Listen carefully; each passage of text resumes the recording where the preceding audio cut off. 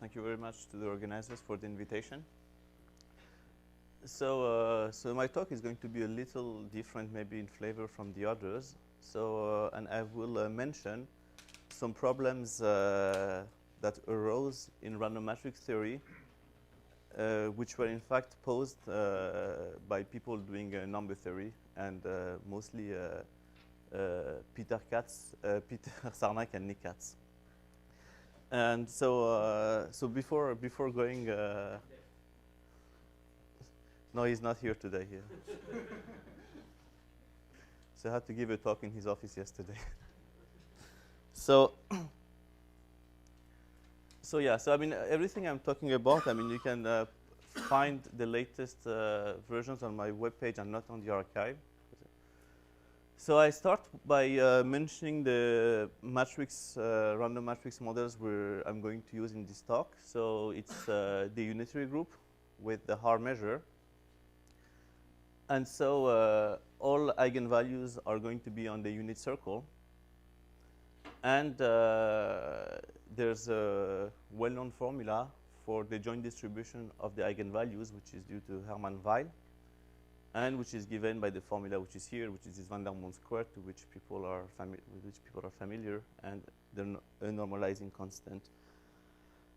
And so this is the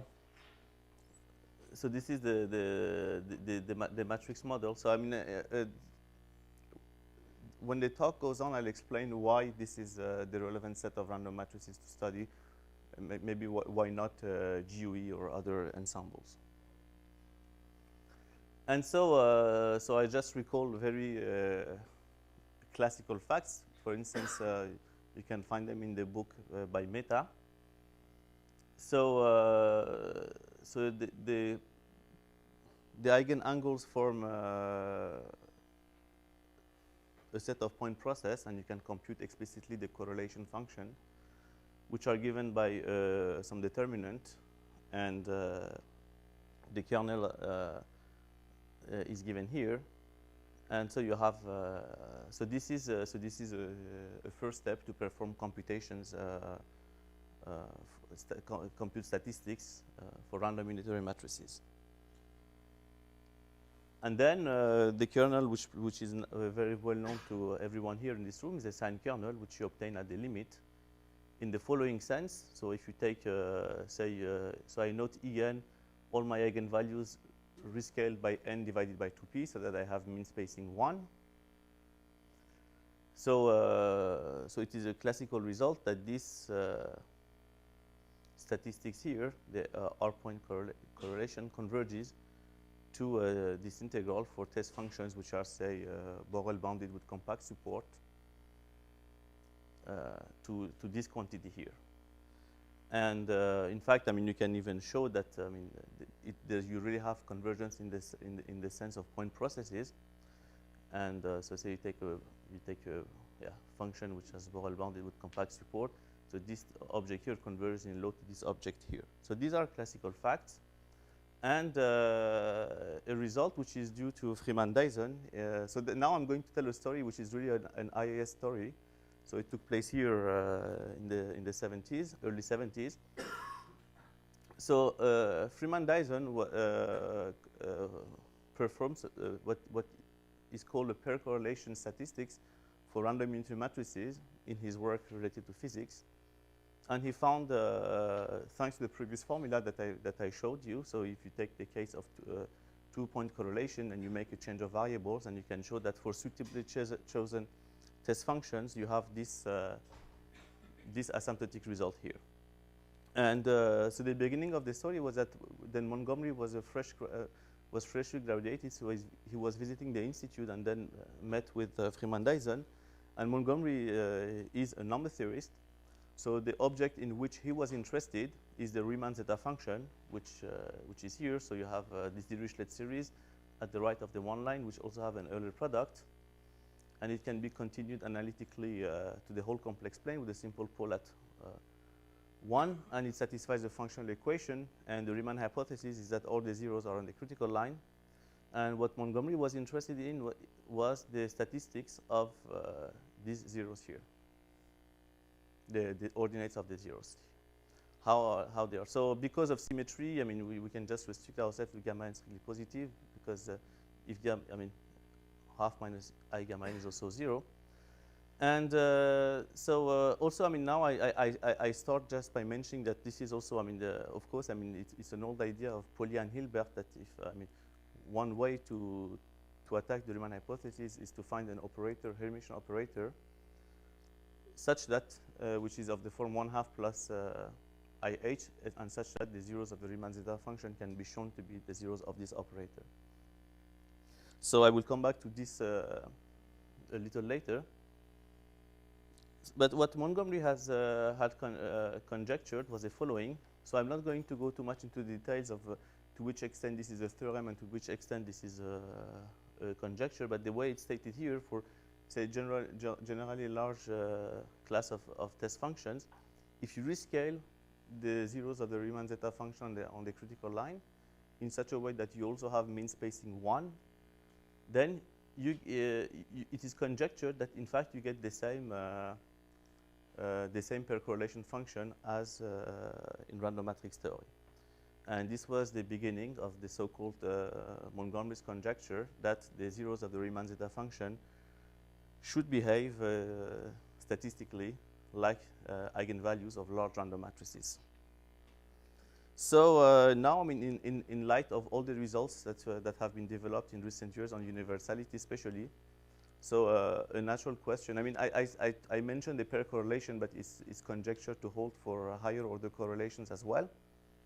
But now, I mean, you have, so this sign kernel now it is proven, especially by the work of people in this room.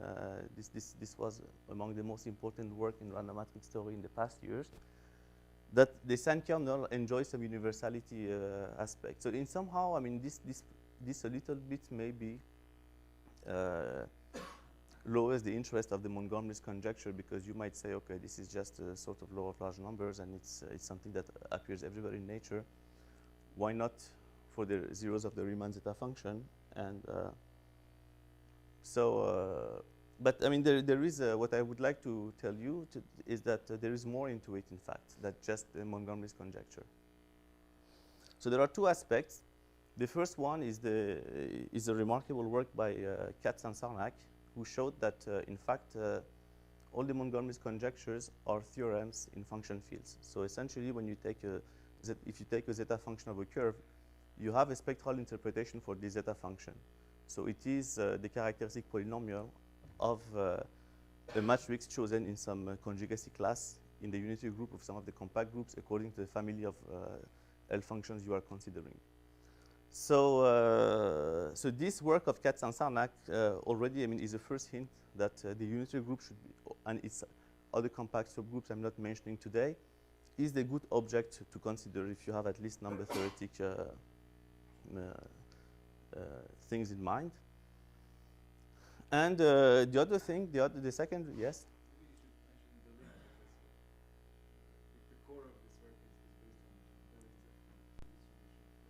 Yeah, of course. But I mean, this would bring me too much into detail, because otherwise you have to explain what, I mean, what is, I have to take a curve as an example, then to show you, I mean, the work of André Weil, and tell you that, of course, there is, I mean, when you take a limit in the number of fields, there's the linear distribution theorem, and so on and so on. But it's, yeah. If you want, yeah, the line. So, de Ligne, Pierre de Ligne.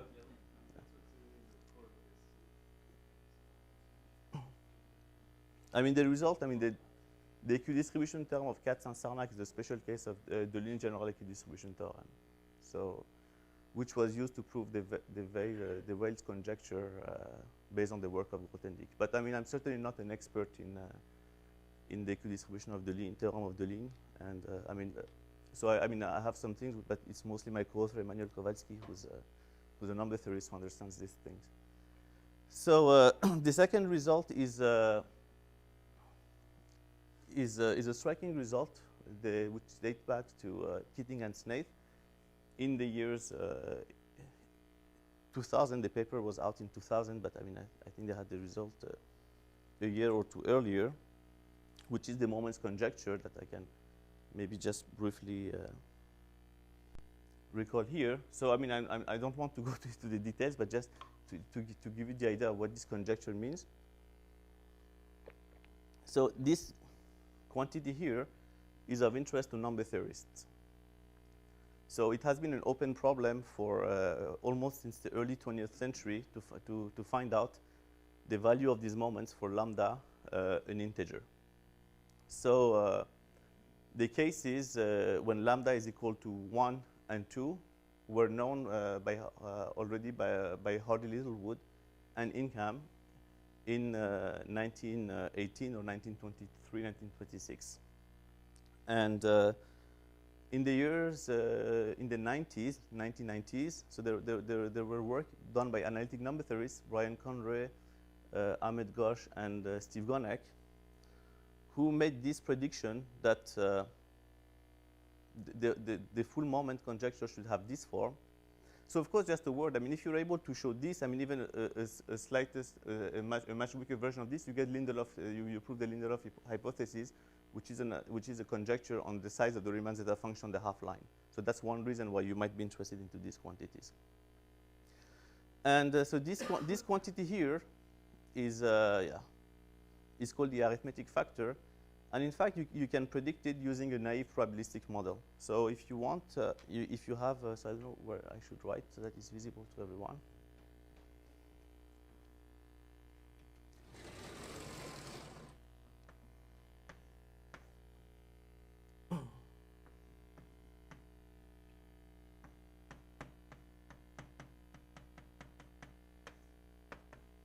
Okay, so if you truncate your Euler product, which was correct for the Riemann zeta function, but at the right of the one line. So of course I cannot take this infinite product. I cannot make it an infinite product, but I can truncate it. And the heuristic is that the numbers p to the it tend to become independent and equidistributed if t is chosen uniformly at random. So this gives people the idea of having a stochastic model,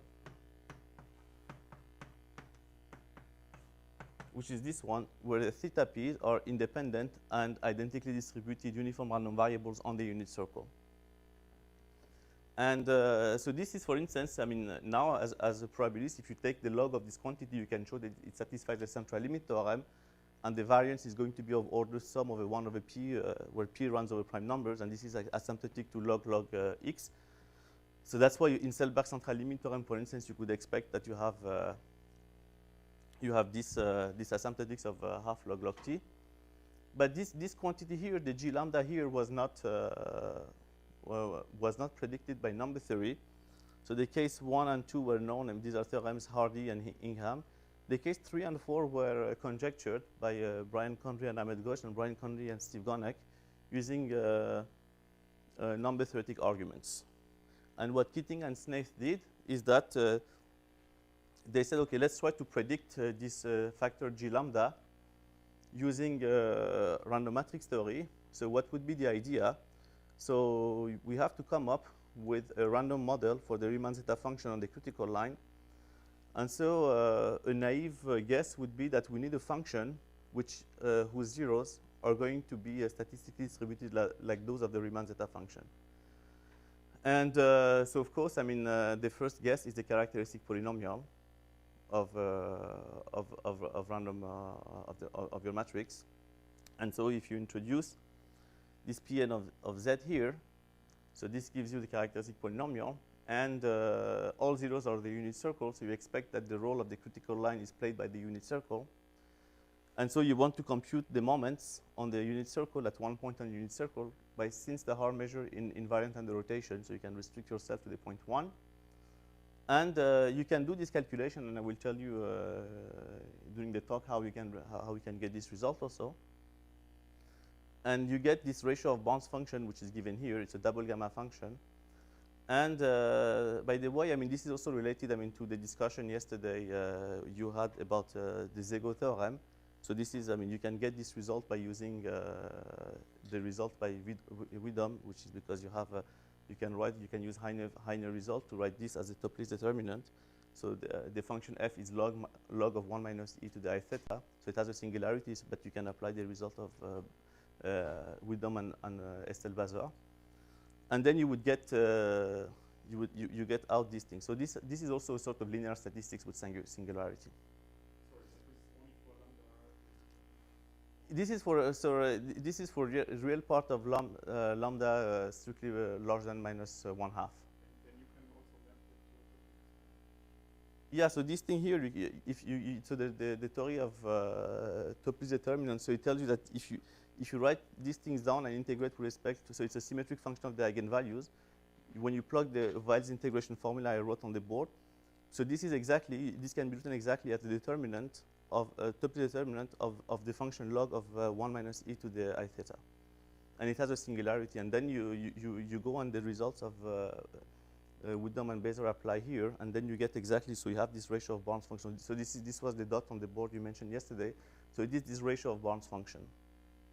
And so this is one way. There are many ways of deriving this result. So I will give you another way that we did with Paul when Paul was a student in Paris. And so you can get it by representation theoretic method. But this was obtained initially by Keating and Snett using the integrals of Selberg, the Selberg integrals. Because the same thing, if you write with brute force what this is, you make a change of variable. You look at your Selberg integrals. You perform your changes of variables. And you get, you don't get precisely this because there is no G function, but you get some ratio of product of ratios of gammas, and then, okay, using this type of thing, you can recover quickly this result. So now, if using this recursive relation, which is here, you can show that this ratio, which appears there, for integers at least, it can be written as this product here. Now, if you do the calculations for k equals 1 to 3, you recover exactly the same result that are either proved or predicted. So Keating and Snett made this conjecture that, in fact, this missing factor is predicted by random matrix theory. So now, so the conjecture was checked numerically, and and in fact, this was the starting of a whole industry. Which is called the random matrix approach in number theory. So you take a difficult problem in number theory you don't have hope to solve. You look for the equivalent in the random matrix world, and you hope you can make the computation in the random matrix world, and then you produce a conjecture. So in this talk, I'm going to go a little bit the other way around. So I'll try to go from problems posed by number theorists to probabilists or random matrix theory people, and try to go the other way around. But this was really, this was a way to produce conjectures in number theory. Can I ask you a question? Sure. This slide or Yeah. This one. Yeah, right there. So what are the error terms supposed to be as a function of t? So this is predicted also. So you can go to lower order terms here. You have polynomials which in log, yeah, in log, I think, or it's log or log t, I don't remember. In log t, but yeah, it's in log t, yeah. But the problem is that it's hard to check numerically because log is yeah. Because the thing is, there's another approach to these conjectures using multiple Dirichlet series, and at some point there was 10 years ago, there were some controversies at the Newton Institute where you had the people from the two different communities who were checking the lower order terms, and which were not, and they were not agreeing on the lower order terms.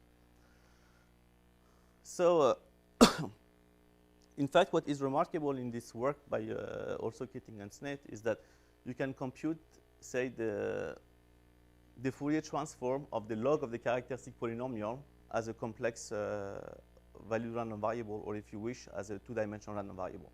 So which is given here. So this is exactly the log, because this is the exponential t log of modulus, and this is the argument, which is imaginary part of the log. And they were able to compute this. And of course, once you have this, it's again go back to your remark yesterday that it's much stronger than the central limit theorem because you don't renormalize. So if now you replace t and s by t and s divided by half square root of half log n, you can show that this converges to the generating function of two independent Gaussian random variables, standard Gaussian random variables, and this gives you a central limit theorem in 2 dimensions, which shows also that the real part and imaginary part are asymptotically independent, although they're not independent for fixed n. And this is to be compared. I mean, this gives also more. I mean, supports more this this relation. This is to be compared with the Selberg central limit theorem, which tells you that so this is a theorem by Selberg that this thing here. So sorry, u of t is a uniform random variable on 0 capital T. So so this converges in law to a standard Gaussian complex random variable. So up to the change of scale n replaced with log t, it seems that you go and get the same things. So now, so this is a little bit the summary of the story I wanted to tell before going into my own talk. So this was the picture, and so the work which so which were done, then they went in the direction of conjectures, and then there was also there were some problems which are less of number theoretic flavor, but which were of interest to number theorists, which were posed. And there are 2 problems which can be attributed to Sarnak, or Katz and Sarnak. And yesterday Peter was telling me that in fact to him it's Kashdan who mentioned the problems initially. So so you have, so the thing is, you have this all these random matrices at the same time, un, and you want to be able to do several things. So the first one is to give a meaning to law of large numbers type results on the unitary groups. So you want to be able to give meaning to strong convergence on the unitary groups, and the motivation for this. So there were 2 motivations. One is so the problem was vague. Is can you construct an operator such that by projection you recover the n fixed n random matrix theory, and such that this operator at big operator on this infinite dimensional space would have for kernel the sign kernel that you would obtain as a limit of the eigenvalues of your unitary matrices. And so I mean, so this is one result. And the second one is, can you give a meaning? I mean, can you, out of the characteristic polynomial, which appears which plays a key role in all these connections, can you build up a random analytic function whose zeros are going to be these eigenvalues? So this would be a sort of zeta function of the operator or whatever. And so at this point, I would just like to mention that there's nothing to do with the Pauli-Hilbert or Riemann hypothesis. I mean, these things do give nothing about number theory. So it may be a hint on, especially if you think of the function field case, but in everything I'm going to mention, so I'm going to provide you a framework and a solution to these 2 problems. There is no prime numbers. There's no arithmetic. So it's not at all a way to get information about the zeta function, because the Riemann zeta function, as you saw, so it has a Dirichlet series and it also has an Euler product. So it contains it's a mixture of information about its zeros and prime numbers. So in other words, if you know the zeros of the zeta function, you know the prime numbers, and vice versa. So these type of operators built out of random matrix theory, a priori, they give you no information to the Riemann on the arithmetic objects. It's just a first step to understand if there is an analog of what you call the Frobenius automorphism for the finite field case, which could exist out there. So this is a much more ambitious project. I have no idea on how to go in this direction, but yeah, this is say a longer term view.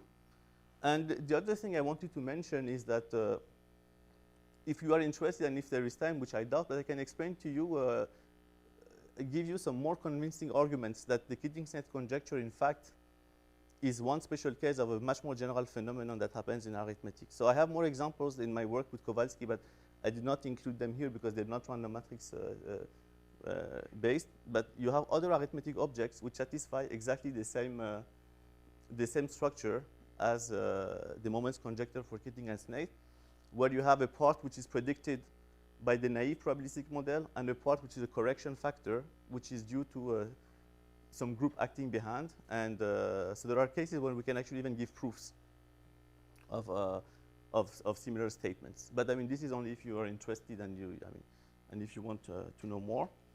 But now I'd like to go to maybe more random matrix questions and introduce to you the framework in which we're going to give a meaning to almost sure convergence. So just before doing this, I'd like to give you, I want to give you a result which I may not have time to mention later, but this is, no, I will say it later, maybe it's just let's forget it. And so before giving you the framework is that of virtual isometries that we introduced with Paul Bourgade and Joseph Najnudel. But the motivation, the inspiration came from the work of Kirov, Olshansky, and Vershik in the 90s, where they were in the studies of representation theory of the infinite symmetry group. So I take this example because it's very good for intuition for the construction of the unitary case. So there's one way to construct in a coherent way a sequence of permutations. And you can do it the following way. So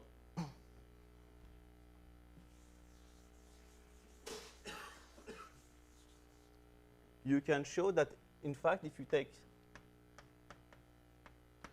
a permutation of size n, of degree n, so this is a simple induction. The result is can be obtained with a simple induction.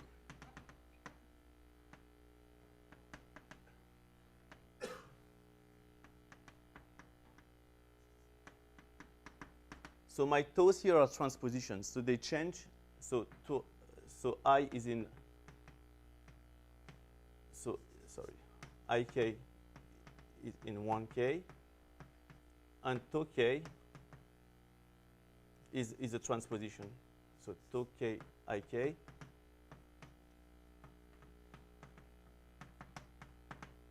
is a transposition which is exchanging the k and ik's.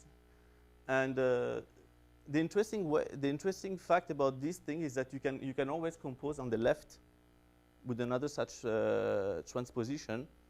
And as a matter of fact, if you choose your tk independently and uniformly in the first k integers, then this permutation you have here is going to be uniformly distributed. So this in probability, people call it a Chinese restaurant process. And so this is another way, a way to go from down below if you want. So this gives you a way to construct. So you can construct this way. So now you call the space of virtual permutations all sequences sigma n, which are constructed this way. And if you choose the case independently and uniformly on the integers 1 to k, then you get you have a projective limit of your Haar measure on this large space, and then you can give a meaning to almost sure convergence by working on this large space of virtual permutations, and by projecting, you get for fixed n the classical theory of permutations of size n. And if you want to go from sigma n plus 1 to sigma n, there's one way to do. You write your sigma n plus 1 as a product of disjoint cycles, and you erase n plus 1 from it. And then you get sigma n. So this is, with permutation, it's very easy, it's very intuitive to write things down, because it's just, you just delete one element from a cycle whenever it appears. So you can extend, in fact, this construction and do it also for random unitary matrices. And so for this, what is going to play the role of permutation is the complex reflections. So it's also a sort of extension of Householder transforms that Balint mentioned a couple of days ago. So if you have in Cn, if you have two vectors of norm 1 which are different, there's a unique complex reflection, which means a transformation such that identity minus R has rank 1, such that your vector, one is mapped onto the other, and you have an explicit expression for it. So it's quite explicit and easy. And what makes the complex reflections interesting is that you can now, with these complex reflections playing the role of transpositions, you can construct a sequence that which extends the notion of virtual permutations that we call virtual isometries, and which is a sequence of unitary matrices, and if you choose, and which are determined by un of en. So yeah, so this is here. So the reflection Rn maps the nth element of your basis on Xn, and the Xn's are chosen independently and uniformly on the spheres in dimension n, or of Cn. So with permutations, we had we had only for k, we had k elements. So for the unitary group, we have the sphere of Ck. And this way, so you can write, you can construct a coherent sequence by just composing by a complex reflection on the left. And what you do is, because to make to avoid dimensionality problems, so you think that everything, for instance, is embedded in L2 of C, and that your transformation, when a transformation of Cn preserves pointwise the element, the remaining element of your space. So this is a way to construct the sequence of isometries, and in probabilistic sense, this is what we do. So this is the theorem which tells us what we do. So in probabilistic language, what we do is that we start with a sequence here. So the margins of this sequence is hard distributed, and what we propose is a coupling, is that we make this a stochastic process, which is not made of independent pieces, but which is such that you go from un plus 1 to un with this way. And now if you choose all your vectors uniformly distributed on the spheres and independent, what you obtain here as a sequence is a sequence such that for each n, for fixed n, un follows a Haar measure, and in the end you have the space of virtual isometries, which is the space made of all these sequences constructed in a coherent way. And you can construct a classical sigma algebra on this, starting from cylinders, and then say that there is a unique measure on the space of virtual isometries, which you call mu infinity, which is the projective limit of the Haar measures on each un, and then you can give a meaning to almost full convergence with respect to this measure. So the first result is something we proved a few years ago with Paul, and it's related to Keating-Snaith and Joseph Nash-Vidal. So it's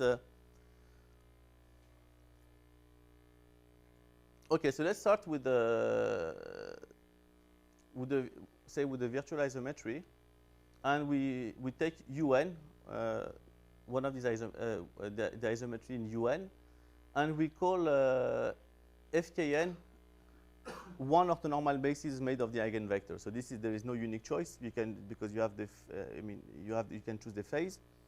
And what we do is that we take now in Cn plus 1, we decompose our vector, which is uniformly distributed on the unit sphere, in the bases made of these eigenvectors and the En plus 1 from the canonical basis. And what we can show is that, in fact, just using this relation here and a little bit of linear algebra, we show that there is a recursive relation between the characteristic polynomial at degree n of un plus 1 and that of un, which is written here. And now, if you remember Keating and Snaith, so they were interested in the value of the polynomial as z equals 1.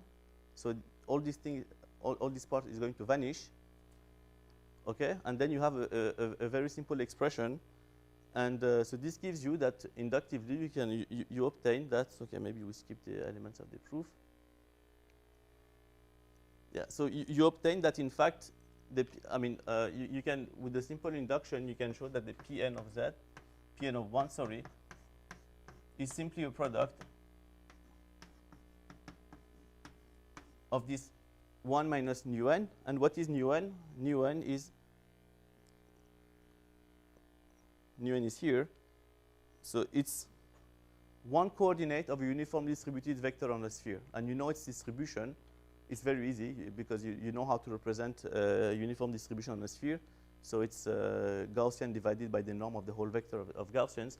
So in particular, this you can show that this is in fact, at least in law, something of this form, where all the random variables inside are independent. And this is a beta random variable, and this is a uniform random variable on 0 to p. So now you see that if you want to recover Keating-Snaith and so on, everything is going very easily because you have a product of independent pieces. So it's another way to recover Keating-Snaith, and also the central limit theorem, because if you take the log, you have a sum of independent random variables, and so on. So this is say a probabilistic way to approach the Keating-Snaith. But then, I mean, you can push still now these things a little further, the framework of virtual isometries, to show that, in fact, you have almost full convergence of eigenvalues to a point process which is sign kernel, and you also have, after proper renormalization, almost full convergence of the eigenvectors.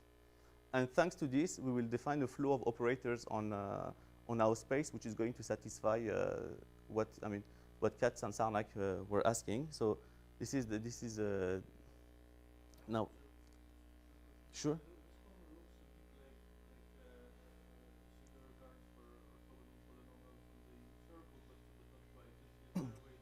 Yes, in fact, you can do everything with the.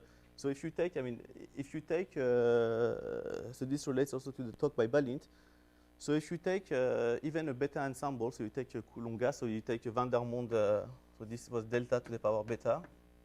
So what I'm doing formally is beta equals 2, but because I want to keep the hard measure, I cannot do, this approach from orthogonal polynomials is not suitable, but all my results, I can recover them and in more general situations, because now you can introduce the sequence of coefficients, which are called the Verblunsky coefficients of the orthogonal polynomials of the spectral measure here.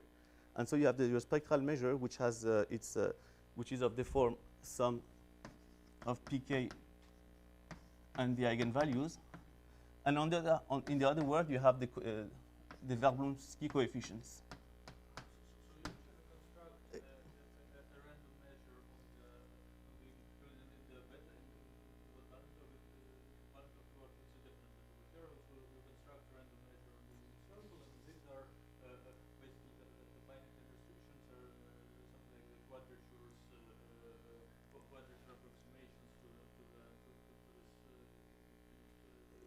No, I mean, in fact, at this point, there is no infinite thing. So you can parameterize. So this is the same thing. So you can parameterize. So the eigenvalues and the coefficients here, this gives you a point in 2n minus 1 dimension. And you have the same. You can parameterize the same thing with the Verblunsky coefficients, which are the coefficients you obtain if you look at the spectral measure of your matrix, which is then supported on the unit circle. And then you get here, because the circle is round, I mean, it has, so the recursive relation is simpler, I mean, it's different, and the coefficient are called the Verblunsky coefficient. And what you can show is this change of variables that Balint mentioned, which is valid also in this case. So you can show that the distribution of the beta ensembles and having coefficients distributed with some measure on this unit simplex induces a distribution on the Verblunsky coefficients, and under this measure, they are independent. And they have exactly. And then you can recover all these things with this point of view as well. Yeah, thank you. It's a very good remark. So, yeah. So now, if you want the interesting one, the interesting fact about these virtual isometries is that you can. So you can have a sort of recursive relation. Relation between the eigenvalues and the eigenvectors. So in fact, the eigenvalue part is something we have obtained before with Paul. And here we had to, for the eigenvalues, to work a little more to improve some of the rates of the convergence we did not need at that time. So what you obtain is that by writing down, so you just write, it's a very silly thing. You write down what it means to be an eigenvalue and an eigenvector. You solve your linear equation. And what you get is that you get a formula, a recursive relation. So a rational function. So the eigenvalues of un plus 1 are going to be solutions of this rational equation, and the eigenvectors, there will be a recursive relation between the eigenvectors of un plus 1 and un. And now what you can do is you can solve this rational function, at least. I mean, not solve it, but you can show that it will have exactly n+1 solutions, and that the eigenvalue of un+1 are interlacing between those of un and 1. And in fact, 1 is, I mean, this is something that does not appear for the GUE. 1 is playing a special role. So it's eigenvalues near 1 which are going to play an important role. And it's thanks to these things that you can show that, in fact, you will have almost sure convergence of the eigenangles. And for the eigenvectors, so there is, I mean, the way I wrote things is a little bit ill-defined because I can do things only up to a phase. But for instance, I can choose initially my first eigenvector to be minus E1 and then construct things recursively. I mean, it doesn't make any big changes because afterwards I can multiply, as you will see, by the phase I want. So now the important thing, I mean, then there are a lot of technicalities I want to skip, but what you have to do is now you go, I mean, yeah, as you were, Balin was saying, you go in your privacy and you make computations, and you have to understand all these quantities, how they evolve with each other. So, but these things are doable. I mean, it's tedious, but they're doable because we have the correlation, we have this determinantal structure, we know the kernels, and you can just do the calculations. To control the different quantities, you just have to find out what is going to be the main term and so on. And for instance, I mean, you introduce some sets on which you can control all the different elements which come into play. And unfortunately, I mean, I'm a little bit late. So what I want to get to is that using these things, you can obtain, for instance, that so this is the eigenangle for un. You can show that when multiplied by n divided by 2p, this converges almost surely to a point process yk. So it is obtained. The point process is not coming from the sky. It's obtained here as a limit, and you have a control, a reasonable control on the error term. And you can go for k up to n to the 1/4. I don't think this is optimal, but I think if I want to go beyond, it's too much work, and I didn't need it. We didn't need it here, and I mean, you should not be surprised by the size here because you should think of yk as being big O of k. So the kth point of a sine kernel process is of order k. So. So this gives a strong result, a way to obtain a law of large numbers for the eigenangles. So in fact, you can do the same for the eigenvectors. So I mean, I don't want to, because I'm a little bit out of time, but the idea is the same. So what is, I mean, the ideas of the proof behind the two theorems are the same. It's the idea of introducing martingales, to apply martingale convergence theorems. Because you see, from the coupling we have introduced, we go from un+1 to un, this way. And so this is, I mean, you have here all ingredients for martingales, in fact. And so from the result of Borel, Paul mentioned, or Poincaré, or whoever is the father of this result. So you know that, I mean, you should expect that if you don't normalize your eigenvectors, they're going to converge to 0. So the good way to normalize is by square root of n, but in what we do, we have to be a little bit more subtle. And so we normalize by this random element which is here, but this is equivalent to square root of n times some strictly positive random variables. And once you do it, then you have a nice result that, I mean, I did not introduce the filtration, but there are filtrations you can introduce which take into account the interdependence of relations between the eigenvalues, the phases which were introduced before. You can show that this quantity here is in fact a martingale which is bounded in L2. And as a consequence, this thing here is going to, so the eigenvectors are going to converge in this weak sense. So the corollary is that these things here are going to converge almost surely when n goes to infinity. So so this is a vector which is growing with n. In earth coordinate is going to converge to some number that we call GKL. And in fact, these GKL, which are vectors in infinity, can be considered as the eigenvectors of our big operator we want to construct, or big virtual isometry. And in fact, if you want to be less dependent on this construction, once you have this theorem, you can show in fact the following: that up to some multiplication by some phases, and you take the square root of n, you have convergence of the eigenvalues to IID complex standard complex random variables. So this gives you the eigenvectors, and now you have all the elements. So I just give you the intuition on how you would construct this operator. So now you have all the elements to construct the operator that Katz and Sarnak were asking for. So and the idea is that, you know, if it's just to multiply or to compose your UN with itself a number of times which is proportional to n. So if you do it, you get, I mean, informally, if you do this, you get that, and you know that this is going to converge to a sine kernel if you when multiplied properly.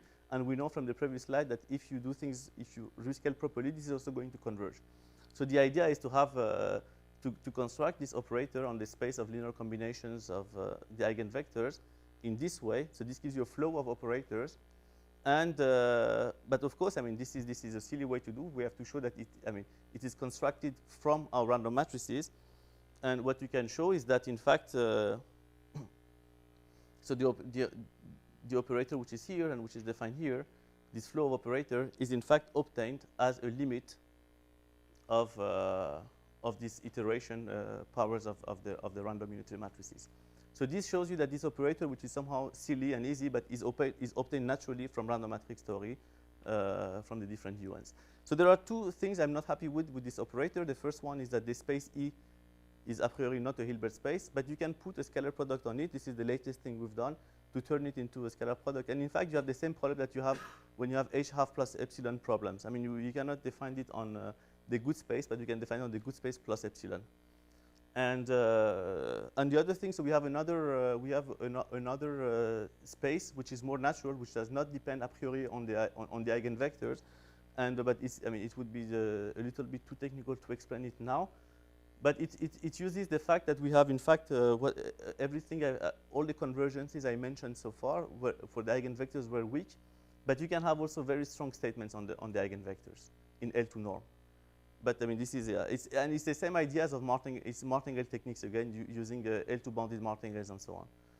So yeah. So now this is this was say quickly, very quickly said, a way to construct an operator which is whose spectrum is distributed according to the sine kernel and obtained in a natural way from finite n random matrices.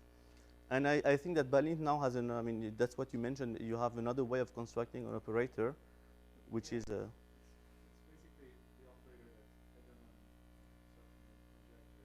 But now we know how to do various things. Edelman Dirac operator. It's also more non-resolved unitary ones.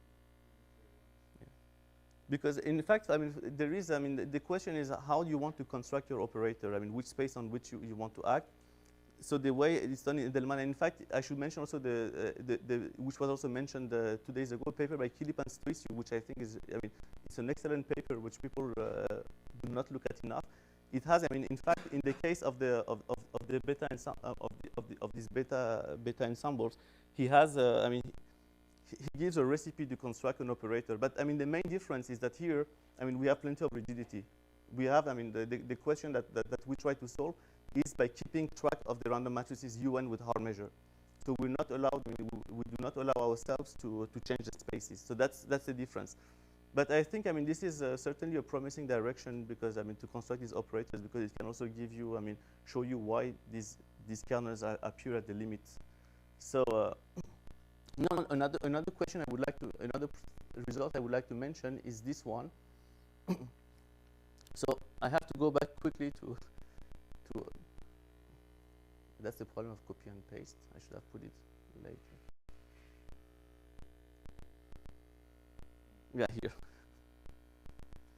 So now if you take the characteristic polynomial, rescale this way, so what you would expect is that this converges to some remarkable and natural function, which is a random analytic function whose zeros is sine kernel distributed. This is the case, but the problem is that now if you try to apply classical techniques, so I have tried for years and I haven't been able to do it using classical techniques because this guy here does even not have a first moment. Its first moment is blowing up. So so the classical techniques to obtain this, I mean, I have really tried. It was a problem mentioned, I think in 2004 at the Newton Institute already in 2005. And so of course, I mean, there are two things. So you look at 2 points, a point 1 on the unit circle and a point distant from 1 over n. So this is the good scale. But then, I mean, how do you show that this thing is converging to a good limiting object? But in fact, now with the framework of virtual isometries, I mean, I wouldn't say it's easy because it's about 20 pages of proof, but it's very natural to prove it. You can show that, in fact, this object, this ratio of characteristic polynomial, converges almost surely on uniformly on compact sets of C to this random analytic function, where you have to understand this as this product, because otherwise this product does not converge absolutely. So you have to pair these two things together, because yk is of order k plus log k, big O of log k. So you have to pair them together so that you have convergence. Otherwise you don't have convergence. But now you see, because strong convergence implies weak convergence, so you get also the weak convergence statement for free. And this is one example of result that I'm not able to prove by using by not using strong convergence. I mean, the framework of virtual isometries with strong convergence results, simply because this object here is, I mean, with the tools I know, does not behave correctly. It does even not have a first moment. So what are where's the randomness on the right side? Here in the yk. So this is the sign. What kind of randomness? How they distributed? It's a sign kernel process. So it's the eigenvalue process you obtain at the limit. So this would be this would be. I mean, I was not able to compute the zeta of the operator because my operator, I'm not happy with it. Anyway, it's not. I mean, I think I should. I mean, I think there's work to do to define it in a better way. But so I mean, now the question was what should be the zeta function of this operator if it would exist. So naturally, you would expect this function here. But the thing is, you have to show that you can obtain it from random matrix theory, and this is the statement of this theorem, that you can obtain it from this ratio of characteristic polynomials. And the second point I wanted to make is this is a result. I mean, I would be very happy if people are able to show this result by not using almost pure convergence. I mean, even in a weak form. It's and there are plenty of questions, in fact, related to this function. I mean, now if you expand it out because random analytic functions, I mean, for instance, if you look at the book by Balint, Yuval, Krishnapur, and so on, so you start usually with the coefficients, and then you have a nice structure on the zeros, because there's the Jacobian which goes from the coefficients to the zeros I mean, sometimes can be computed, but going from zeros to coefficients is much more difficult, and this is one example here. So if you want to have access to the distribution of the coefficients, you have to understand the polynomials in the one over yks. And so this would, I mean, I tried to write down some elements. So for this, I would need to understand. And that's why it's very, I mean, the question yesterday about linear statistics were very interesting. So I need to understand essentially how linear statistics behave when the test function can depend on n, in fact. And this is, in fact, a very challenging question. So initially, I thought that I could do it. I spent plenty of time. So last summer, I saw Estelle Baser. She told me to look at the work of Borodino-Kunkov. And I mean, even there, I mean, I cannot extract the good information. I mean, this is a question, I think, of independent interest anyway. So how do so there are plenty of theorems for these linear statistics, the ways of proving them. And in none of them, maybe except Borodino-Kunkov, and yeah, maybe the best person to ask is Alexei. But yeah, there is I don't see how this would come. I mean, how I can obtain it. So I've tried using the proofs of Zego's theorem and so on. It's and I was not able. And I couldn't. I mean, I couldn't adapt any of the proofs. So I've looked in all recent papers. Those also you mentioned by Dijft, Krakowski, or yeah, and no, I mean, and unfortunately there is it doesn't contain the elements. So it seems that it looks very silly to state things like you just add an n to the function, but when you go back to the proofs, you realize that it introduces a major challenge in computing the linear statistics. Could you say again about the YKR? It's the process you obtain as a limit of the eigenvalues. So it's a process which is sign kernel distributed. So it has the sign kernel structure. This looks like a generating function for the sum of the probability space to the power Zn. Sum of W is the probability of having a given number of eigenvalues in a given region. So you think of the Liang types result? Looks like it. Yeah, no, it's not. I mean, this is so now. I mean, this is very fresh. So I mean, for instance, we definitely need to find other characterizations of this limiting function. So I mean, what we have is not enough. So okay, it's a convergence result. It shows that this function can appear naturally out of random matrix theory. But now we really need to find other characterizations if we want. I mean, if we want to hope that this is a fundamental object. But there's plenty. I mean, we don't understand yet about it. So you have a question? How was the independence would you find? Say it's just independence equals, but if you're Oh, even there, I mean, I don't. So if you take, for instance, just take even the trace, for the trace, right? The trace is just a polynomial. I mean, it's just a polynomial. Even in this case, I don't know how to adapt it. But maybe this is a bad. I mean, this is a bad example because the trace is a very mean example because at some point it becomes really I mean, there's a drop and it becomes really the moments match those of the Gaussian. So maybe it's not a good example, but yeah. So there is no case I can. I mean, there is no interesting case I can do. Or you mean to trace to depend on yeah, for instance, if you, no. So what I mean is, so can I get? Okay, so I mean, I may be wrong, but you can tell me. I mean, so if I get, I mean, I'd like to get something like this, say.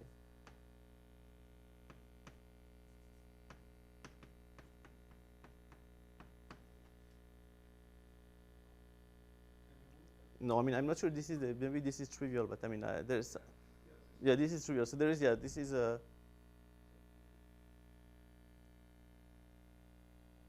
Yeah, so it's yeah.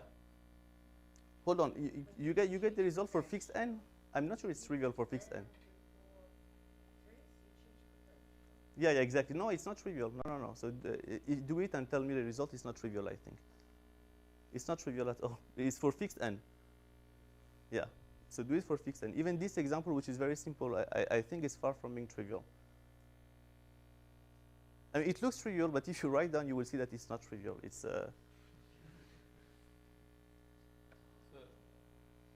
you almost finished? no, but I can stop now because I had another things on local limit theorems because of the questions yesterday, but on central linear statistics, but I think I can stop here. So thank you for your attention.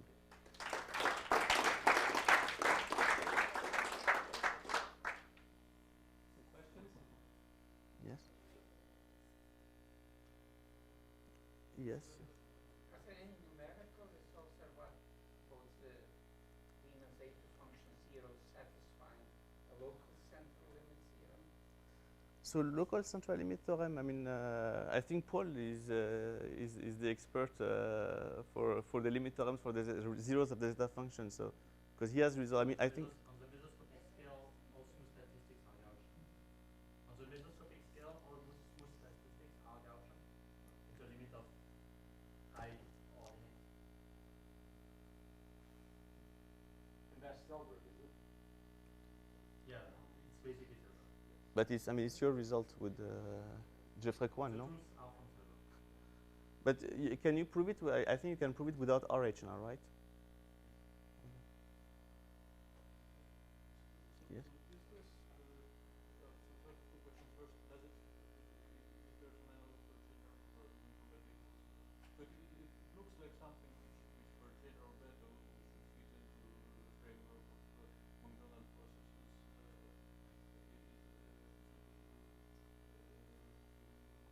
So you mean with general beta, if instead, so the hard measure is 1 Darmon to the power 2, and what you mean if I replace the 2 by a beta?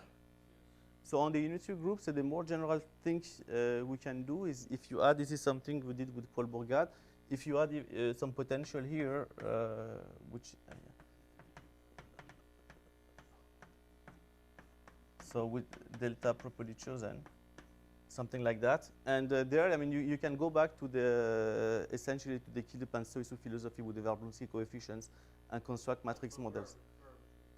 For arbitrary beta and data larger than a real part larger than -1/2, I think. So you really have all this, you have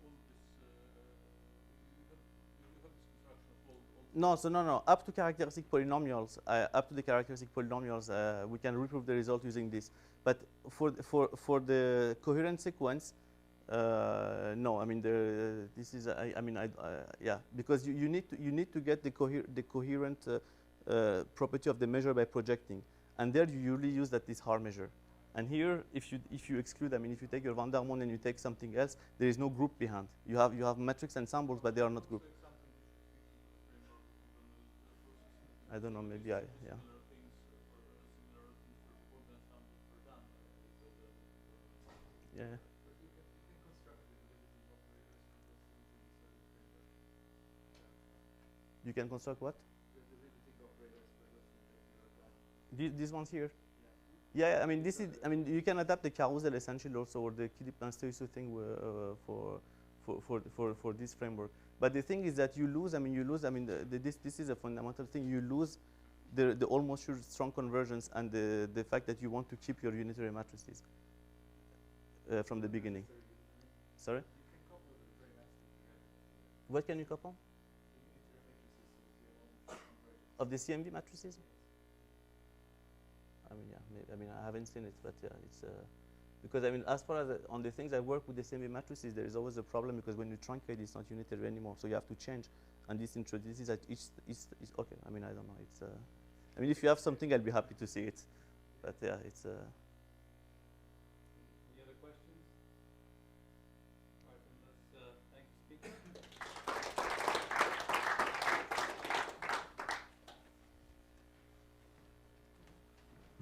Tu sais le faire ça? Make sure if you understand the question. Tu sais, ça parce que donc la trace pour une matrice unitaire. Attends. Oui, n est fixé ou n N tend c'est la vers taille, l'infini? L c'est la taille de ton groupe. Donc si tu prends UN, donc tu prends Donc n c'est la taille du... voilà du groupe et voilà et c'est un truc qui a l'air de... Mais le problème c'est que ça explose. Exactement là, ouais, exactement. Donc ce que je veux c'est essayer d'avoir asymptotiquement comment ça se enfin comment No, ça. so n here is not fixed because you said n fixed. Alors non, I mean it's the size of the group. n Yeah. is the N size is of the the size of Exactly, the yeah. Yeah, but if you put like this and Israel and maybe better to do like this. Then, for example, this I can complete without any problem, up to any order in N. Really, I would be interested to see this conversation because I've looked and I couldn't. I mean, I couldn't find the. No, but I what she's can- doing I- is not based on representation as determinantal, etc. She's just working hard work on the joint distribution. No, because I have your book. Because I looked at the book, No, but it is it's not not. written in Yeah, the that's book, not. but